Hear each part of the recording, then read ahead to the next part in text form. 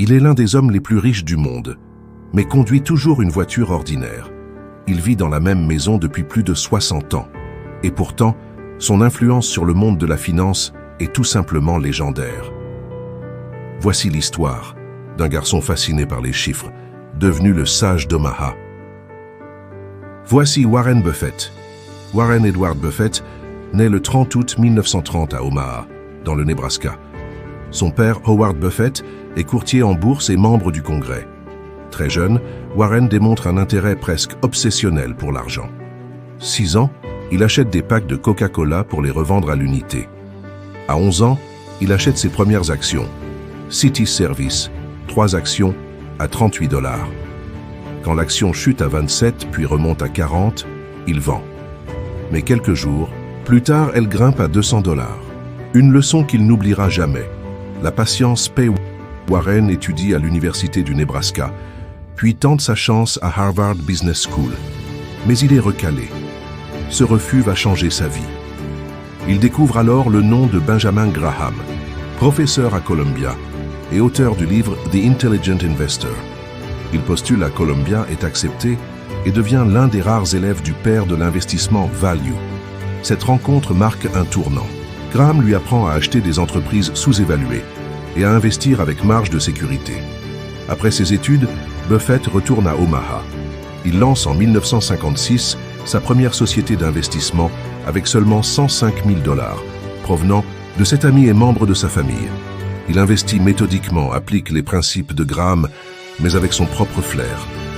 Résultat, son fonds réalise des rendements annuels de plus de 20%. En 1965, il prend le contrôle d'une entreprise textile moribonde, Berkshire Hathaway. C'est le début d'une transformation historique. Buffett commence à utiliser Berkshire comme véhicule d'investissement. Il rachète des entreprises entières, Jayco, See's Candies, Coca-Cola, American Express. Il ne cherche pas à faire des coups. Il investit dans des entreprises solides, avec une direction compétente, une marque forte et une croissance durable. Il laisse ses dirigeants libres, prône la simplicité et évite la dette. Résultat, Berkshire Hathaway devient un colosse mondial, avec des participations dans des dizaines de secteurs.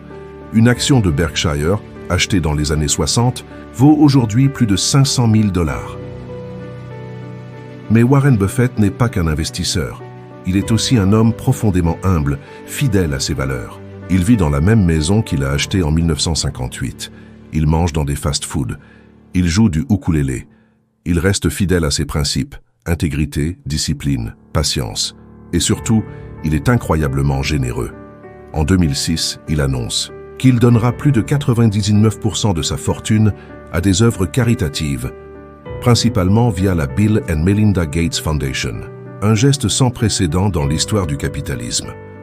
Aujourd'hui, Warren Buffett inspire des millions de personnes à travers le monde.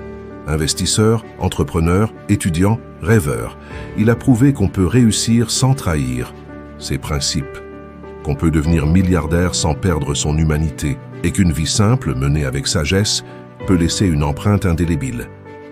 Pour terminer, souvenons-nous de ces mots.